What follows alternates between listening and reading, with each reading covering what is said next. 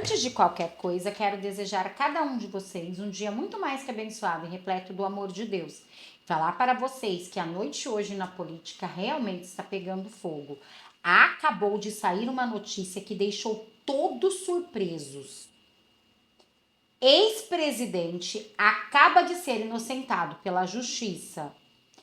Luiz Fux acaba de tomar uma decisão no STF que pegou todos de surpresa. E segundo informações que eu apurei, deixou a primeira turma em pânico. Pode-se dizer que ele acabou com todos os planos da esquerda e do ministro Alexandre de Moraes. Mas a cereja do bolo vai vir mesmo na hora que vocês escutarem que vai trazer um aliado de Bolsonaro diretamente dos Estados Unidos com informações privilegiadas, que pode realmente derrubar não só o ministro Alexandre de Moraes, mas também toda a esquerda. E mais, acabou de surgir uma denúncia gravíssima diretamente lá da Europa, de um informante que conhece muito bem os bastidores do STF e o gabinete do ministro Alexandre de Moraes. E o que ele revelou, gente, é estarrecedor e inédito. Bom, gente, eu não vou ficar dando muito spoiler desse vídeo para ele não ficar muito longo, tá? Só, por favor, não esquece de curtir, compartilhar, comentar, deixar seu like e se inscrever no canal. E já vamos começar com o vídeo que eu preparei para vocês. Russo fluentemente, você poderia ocupar esse cargo, sabe por quê? Você é um incompetente, você é um merda. Na verdade, Fábio Shaw, a sua mão para escrever artigos, ela não serve nem para tocar a da Janja. A sua boca para falar alguma coisa do Felipe Martins, ela não serve nem pra você pagar pro Alexandre de Moraes. Então você é um merdinha, você é um delegado de merda, você tá me ouvindo? Porque você é um incompetente. Eu não vou nem criticar o que você escreveu, porque senão eu vou te dar ideia. Eu não vou nem dizer como que a coisa é tão louca, porque se eu fizer isso, você vai ficar em casa, como moleque que você é, tentando anotar as minhas dicas para tentar fazer melhor. Então, usa o ChatGPT, usa o Grok, usa alguma coisa. Tente outra vez, porque você é um merda, você sequer conseguiu encostar na minha vida. Você tentou, mas não conseguiu. Então vá lá fazer o seu trabalho de serviços sexuais do STF, serviços sexuais de anão jornalístico, que é o Guilherme Amado, que é um cara que bate no meu joelho, tanto moralmente quanto fisicamente. Esse merda do Guilherme Amado, que você fica pagando literário, pegando os textos dele para colocar nas suas decisões, vá continuar usando Metrópolis para fazer merda. Só que eu quero que você continue escrevendo, fazendo merda. Porque nós vamos acabar com a sua vida.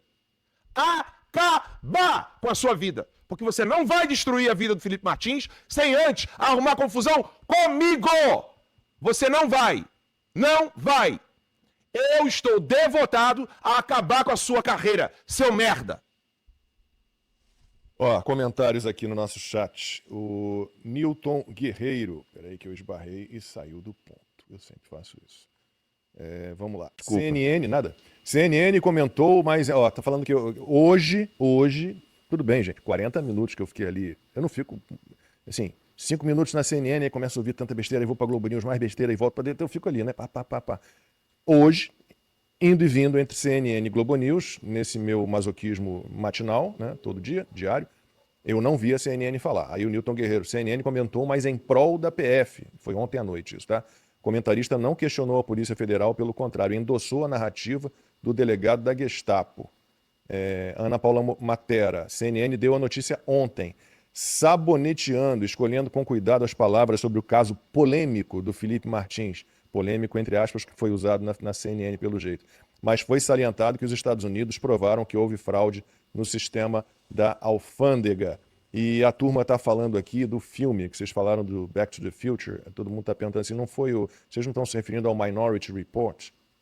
Não? Também tem esse. Não, porque o Minority Report eu estaria excedendo demais na capacidade intelectual do Shaw. Não, porque Gente, entendam. o Felipe Martins teve uma coisa Minority Report de antecipar. Mas o lance é o seguinte, o Shaw, ele fez um troço tão mal feito que se eu der detalhes do porquê que tá mal feito, ele vai aprender. E tá Ele é tão incompetente que ele depende do que a gente fala aqui. E eu sei que ele tem as cadelinhas dele, é calcinha que se chama, né? As calcinhas dele, obrigado. É calcinha, tem um próprio da PF, sabia? Não sabia, não. Calcinha, gente como ele é chamado de calcinha internamente na PF. Ele sabe disso, ele é chamado de calcinha, ele sabe disso. Você sabe, né, Chó? Você sabe que você chama de calcinha dentro da PF. O que acontece? Eles ficam anotando tudo que eu falo aqui, né? Nas lives, né? Eu lembro que o Alexandre de Moraes deu essa ordem. Vai lá e anota tudo. Eu quero que anote mesmo. Anote que eu mandei você tomar no c... que eu botei o dedo do meio, que eu falei que você só serve pra pagar o Barroso, que sua mão não serve nem pra ser da Janja. Anota tudo. Anota tudo. Você não vai anotar dica minha. Não vai, Chó. Ele é muito incompetente. Sabe por quê? O Minority Report, por exemplo, não faz... Já ia falar. Não vou falar. Não, senão eu vou dar dica. Eu vou dar dica. Sabe qual é a influência dele? Matrix. Mas, Alan, A ficção dele. Eu só vou falar uma coisa. Eu vou falar bem rápido para ele nem ouvir, tá? O problema dessa galera é que eles não sabem ser realistas. Ponto final, acabou. Não falo mais nada. mas eles contam com a população adormecida. Sim. Porque se a população acordar, com certeza um relatório desse não cola com a audiência do timeline. E uma imprensa Mas- omissa. E com uma imprensa omissa. Mas uma população que está sempre presa, não, nada contra, gosta, mas está sempre presa ao campeonato de futebol, ao carnaval. Odete Reutemann. A Odete Roy, bebidinho no final de semana. A Virgínia. Que bom, né, gente? Que vocês aqui que assistem o canal realmente são pessoas que prestam atenção na verdade. E vocês já entenderam o que está por trás disso.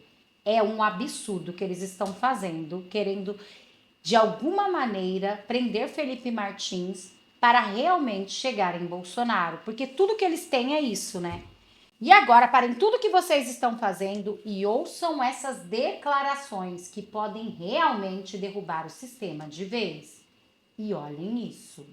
Hugo Carvajal foi chefe da inteligência militar venezuelana durante o governo ditatorial de ninguém menos do que Hugo Chávez e teria sido os olhos e ouvidos do Chávez nas Forças Armadas da Venezuela. Profundamente envolvido com o tráfico de drogas e conhecedor dos esquemas do regime bolivariano, o Carvajal teria em 2021 informado a justiça da Espanha sobre pagamentos ilegais de Chávez e Maduros a partidos políticos de esquerda na Espanha e na América Latina. Entre os envolvidos estariam ninguém mais, ninguém menos do que Luiz Inácio Lula da Silva, Gustavo Petro, presidente da Colômbia, Néstor Kirchner, da Argentina, ex-presidente da Argentina, Evo Morales, ex-presidente da Bolívia. E para entendermos mais sobre esse caso, eu recebo no Paulo Figueiredo Show a Elisa Robson, a jornalista brasileira que tem investigado a fundo esse caso. Elisa, seja muito bem-vinda ao Paulo Figueiredo Show. Muito obrigada, Paulo. Boa tarde a você, ao pessoal que te acompanha. É um prazer falar com você. Prazer é todo meu, Elisa. E eu comecei dando uma breve contextualização sobre o Hugo Carvajal, mas eu queria saber mais sobre essa pessoa, né? Quem é o Hugo Carvajal e por que, de repente, nós temos ouvido tanto falar desse nome? Eu acho que ninguém sabe mais sobre ele no Brasil do que você. Pois então, Paulo, o Carvajal tem um peso muito importante nesse momento, né? Nesse recorte histórico que a gente está vivendo. Porque ele é uma pessoa que tem todas as informações mais importantes sobre como funcionou essa cooptação de poder em um continente inteiro, que é o continente latino-americano. Então, especialmente a América do Sul, na verdade, ele tem informações cruciais porque ele realmente passou muitos anos, né, da sua carreira, em especial, fazendo a liderança de vários aspectos do governo da Venezuela. Então, o aspecto econômico, militar, político, né, e também os aspectos ilegais que nós estamos acompanhando, que é as relações do narcotráfico com toda essa estrutura, né? E ele traz à tona essas questões importantíssimas de que todo o poder que nós vemos sendo feito pela esquerda, né, sendo administrado pela esquerda neste continente, ele é um poder altamente corrupto, porque usa das ferramentas mais absurdas no sentido de maliciosas para comandar as nações, para comandar o Brasil, para comandar a Argentina, para comandar a Nicarágua, a Colômbia, o México, a Bolívia. Então, ele é uma pessoa muito inteligente, infelizmente, em vários pontos, né, da sua carreira, ele serviu a esse espectro aí perverso, né, do mal.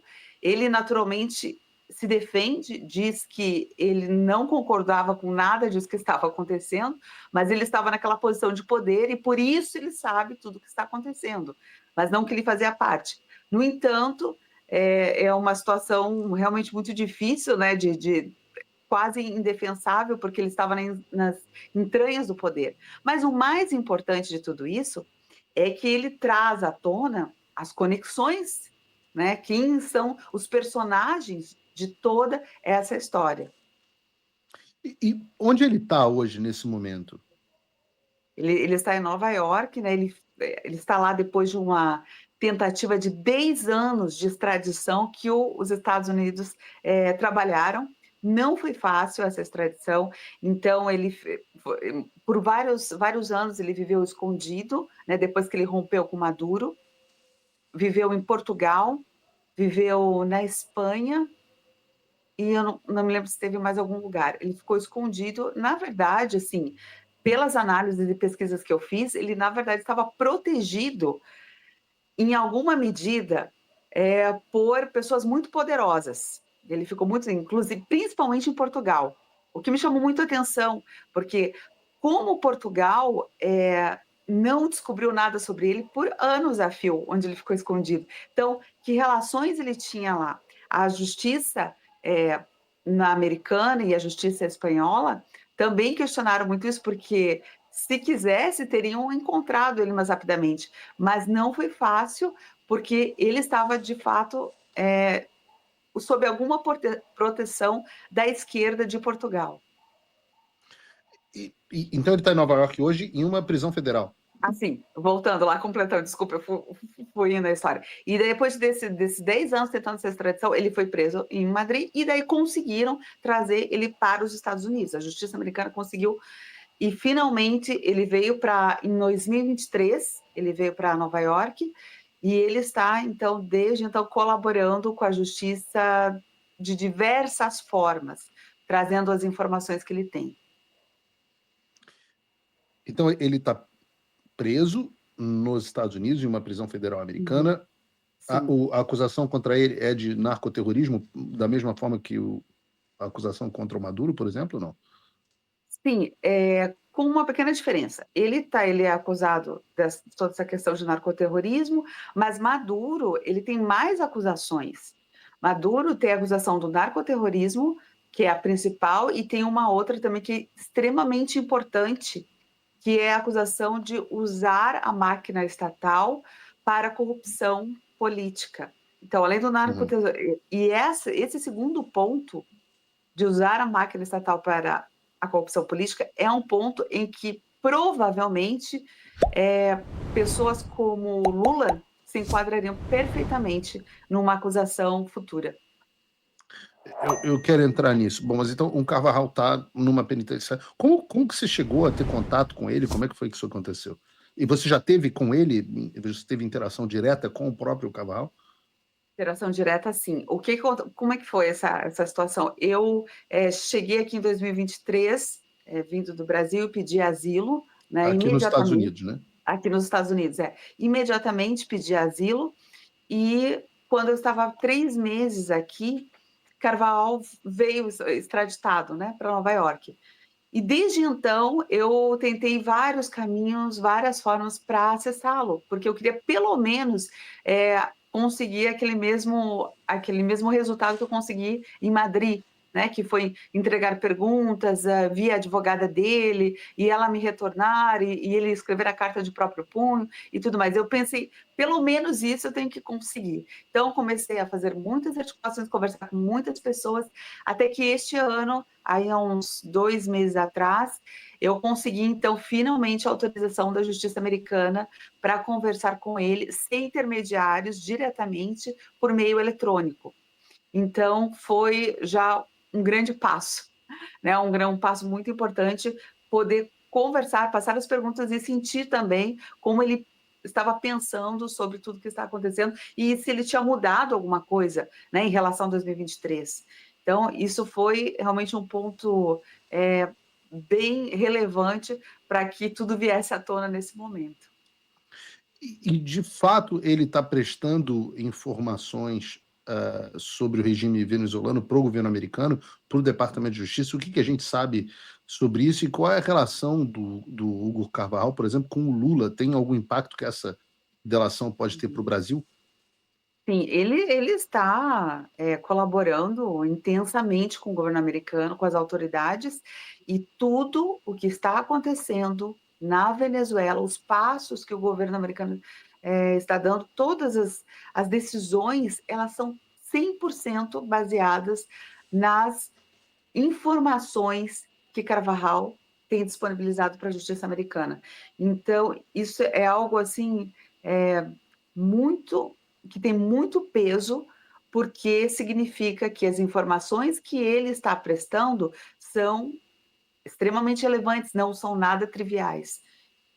Então, é isso que está acontecendo nesse momento. Em relação ao Lula, o impacto é muito grande, porque, na verdade, nós já estamos sentindo esse posicionamento que Lula tem tomado nos últimos dias, essas declarações de que ninguém vai mandar no Brasil, que ele sobre falar grosso, isso aí está claramente evidenciando a angústia, o desespero dele com o fato de que Maduro será a qualquer momento capturado, né? Levando em consideração que as autoridades americanas o querem vivo, né? Para que ele também chegue a essa posição de tentar negociar uma delação. E aí Maduro vai entregar tudo sobre a amizade dele com Lula, sem sombra de dúvida. Olhem isso, gente. Maduro vai entregar tudo sobre a amizade dele com Lula. Tipo assim, eu caio, mas eu caio atirando e te levo.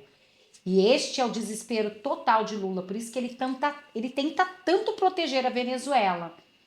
E agora, gente, olhem isso. Fux surpreende a todos e toma uma decisão. Fux discorda de Moraes, indica voto para absolver réu do núcleo de desinformação da trama golpista.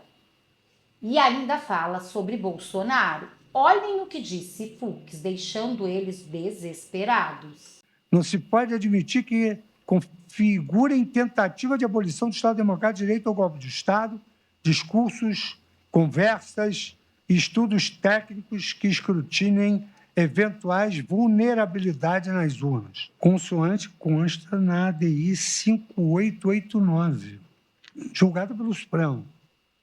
E aí foi que eu penei como presidente da TSE, porque foi deferido uma liminar para comprar urnas com impressão do voto escrito, a liminar naquela época. Depois foi ao plenário, na antevéspera da eleição, já tinha feito a licitação das urnas, houve um licitante vencedor, e todas as consequências patrimoniais de um licitante ter concorrido e ter comprado urnas, estourou na mão do ministro Luiz Roberto Barroso, que me sucedeu no TSE. Mas eu fui obrigado a licitar. Por quê? Porque na DI 5889 há trechos assim. Especificamente sobre o voto eletrônico, Supremo Tribunal Federal. Há muitas dúvidas da comunidade internacional. Vários países ainda mantêm o arcaico voto em cédulas de papel por não confiarem nos dispositivos eletrônicos. A despeito do sistema eletrônico de votação contar com várias checagens de segurança, em inexistir até o momento qualquer comprovação de fraude no cômputo dos votos, eu, como ex-presidente do TSE, eu renego exatamente qualquer fraude das urnas eletrônicas, mas está aqui no voto. Nem sempre a segurança da votação eletrônica é adequadamente apreciada. Portanto, a impressão do registro do voto não é um retrocesso, não é fonte de desconfiança no processo eleitoral e decorre de uma escolha dos representantes eleitos, porque havia a votação de uma lei que determinou que a votação fosse escrita. E a ADI se dirigiu exatamente à inconstitucionalidade dessa lei, que obteve uma liminar favorável, no sentido de que ela era constitucional, porque levou o TSE à licitação das urnas com voto escrito, que atribuiu às turmas a competência para o julgamento de ações penais originárias, foi editada somente em 18 de dezembro de 2023, ou seja, após os fatos objeto da denúncia. Demais disso, não obstante as alterações regimentais, o artigo 5º, inciso 1º do regimento, não foi alterado, sempre manteve a competência do plenário para o processo de julgamento do presidente da República em crimes comuns. Há uma razão fundamental para isso. O plenário do Supremo Tribunal Federal é uma instância de deliberação mais importante da mais alta corte do Poder Judiciário brasileiro, tem como missão julgar os ocupantes do cargo mais elevado de maior relevância em nosso país. Ao rebaixar sua competência originária para uma das duas turmas, estaríamos silenciando as vozes de ministros que poderiam exteriorizar nos autos e não fora dos autos sua forma de pensar sobre os fatos a serem julgados nesta ação penal. Aliás, a manifestação de ministros que não participaram do julgamento fora dos autos recebeu uma crítica contundente sobre a violação à lei orgânica da magistratura. Isso, em última análise, significa também nós tratarmos de forma menos valiosa essa competência do plenário em diminuir a importância dos cargos que se impõem proceder ao julgamento. Sendo o Supremo Tribunal Federal incompetente para o processo de julgamento de estação penal, deve ser declarada nulidade de todos os atos decisórios praticados até o momento, inclusive o recebimento da denúncia, conforme o artigo 567 do Código de Processo Penal. A mesma consequência decorre do reconhecimento da competência do plenário desta Corte. Acompanho o ministro relator na parte em que não acolheu uma nulidade, mas excluiu a possibilidade desse fato interferir no julgamento. Eu passo, então, senhor presidente, às premissas relativas ao... Ou seja, Luiz Fux falou que tem que ser os 11 ministros. Na verdade, se a gente for levar ao pé da letra mesmo, da Constituição, é que eles mudaram esse dia o foro privilegiado. O nosso amado presidente Bolsonaro não poderia ser julgado no STF, onde não tem recursos, é a última instância, ele deveria ser julgado na primeira instância, como foi Lula. Mas, como eles querem de qualquer maneira tirar Bolsonaro das eleições, então eles estão julgando dessa forma. Então, Fux está falando que ele teria que ser julgado pelos 11 ministros, porque todos têm o direito de dar o seu voto. E isso deixou eles furiosos. Mas não é só isso, não. Olhem isso. Não se trata da primeira vez que um candidato à presidência provoca o TSE contra a regularidade das eleições. Em 30 de outubro de 2014, você já estava na magistratura ou no governo, uma das duas. Juiz, governador. Aquela corte eleitoral, ela foi instada pelo partido candidato derrotado à realização de uma auditoria especial. Naquela vez, era outro candidato. Pelo partido candidato derrotado, a realização de uma auditoria especial de votação. Em vez de rejeitar de plano ou criminalizar qualquer coisa, ou impor uma multa bilionária e qualificá-la como ataque às instituições democráticas, o TSE tomou a sábia decisão de autorizar a auditoria. Se eu não me engano, eu acho que eu estava no TSE. Eu estava.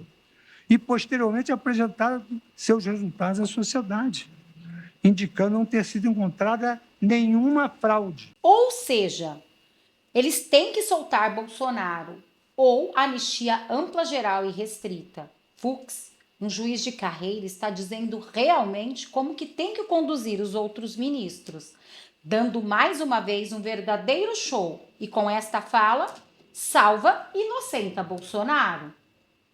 E agora, olhem isso, Eduardo Talhaferro faz novas revelações. Ninguém fez e ninguém vai fazer nada. Alcolumbre, eu não vou falar, mas não fui eu que dei. Então, Verdivaldo é um covarde, porque outras pessoas publicaram.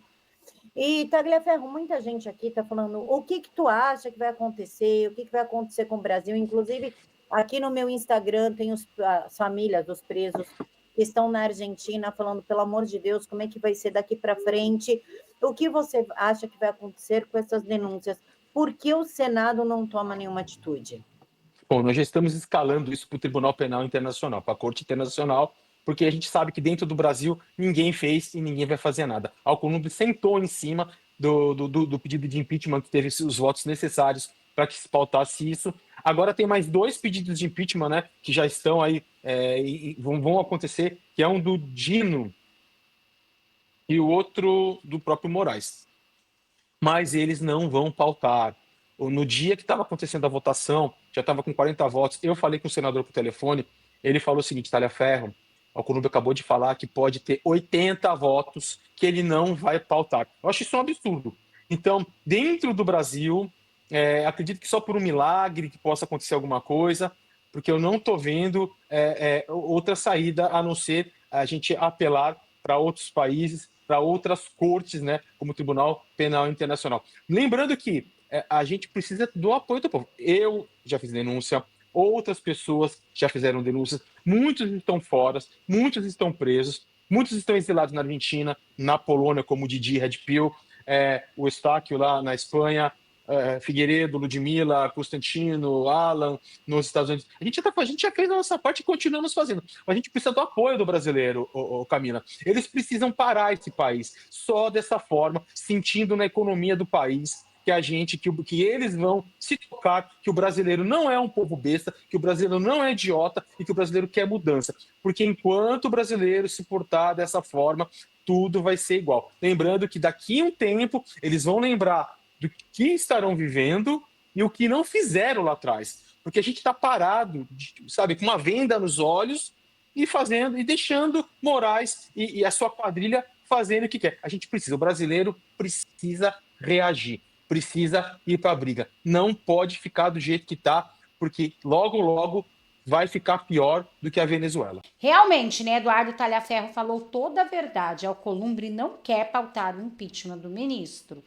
Mas o povo tem que reagir. Vale lembrar, gente, que as eleições é logo ali em 2026. Se tem uma coisa que eles querem é se eleger e se reeleger. Então vamos pressionar os nossos senadores e deputados. E agora, gente, olhem esta notícia. Notícia: Justiça acaba de revogar prisão de ex-presidente. Justiça da Colômbia revoga a prisão do ex-presidente Álvaro Uribe. Condenado por corrupção passiva e fraude processual, o ex-presidente Álvaro Uribe foi inocentado pela Justiça da Colômbia e teve sua prisão revogada. A decisão foi anunciada nesta terça-feira hoje pelo Tribunal Superior de Bogotá. O ministro Luiz Fux pede para mudar para a segunda turma do STF. Pedido de transferência ocorreu nesta terça-feira, dia 21, em ofício encaminhado à Fachin. O ministro do STF, Luiz Fux, pediu nesta terça-feira para mudar para a segunda turma da corte. A solicitação de Fux considera a vaga aberta pela aposentadoria do ministro Luiz Roberto Barroso. O pedido foi enviado a um ofício intitulado Manifestação de Interesses em Transferência da Turma. O presidente da corte é o ministro Edson Fachin. Atualmente, Fux integra a primeira turma junto com os ministros Alexandre de Moraes, Cristiano Zanin, Flávio Dino, Carmen Lúcia. Este colegiado é responsável pelos julgamentos da trama golpista. Já a segunda turma é composta pelos ministros André Mendonça, Nunes Marques, Gilmar Mendes e Dias Toffoli. Bom, gente, eu não sei se seria bom ou ruim, de alguma maneira poderia atrapalhar, né? Bom, mas vamos aguardar, porque uma reviravolta grande já aconteceu. Fux já falou que não é justo que Bolsonaro seja julgado em primeira turma. Ele teria que ser pelo colegiado inteiro, e realmente isso é verdade. Vale lembrar que Luiz Inácio Lula da Silva do PT nem julgado pelo STF ele foi pela primeira instância, como eu falei para vocês, né? Para vocês verem a diferença. Mas a verdade é o que eu disse, eles querem tirar Bolsonaro das eleições. Mas quanto mais eles fazem isso, mais a direita cresce. Mas nós temos certeza que o único presidente que pode mudar a história do nosso Brasil é o nosso amado presidente Jair Messias Bolsonaro. Eu sei, gente, que olhando aos olhos humanos a gente não consegue ver isso. Mas pelos olhos da fé, eu vejo Bolsonaro na cadeira de presidente mudando a história do nosso Brasil. É por isso que eu quero continuar pedindo a cada um de vocês, vamos continuar orando, clamando pelo nosso Deus, que é o Deus do impossível, para que ele venha fazer uma reviravolta. E sim, Bolsonaro volta. Agradecer todos que estão pedindo pelo restabelecimento da minha saúde. Eu já estou me sentindo muito melhor. Pode continuar, por favor, as orações, que é muito importante para mim. E quero pedir a cada um de vocês, vamos continuar em oração por Bolsonaro e pelos nossos representantes e pelo nosso Brasil. Porque a fé é o firme fundamento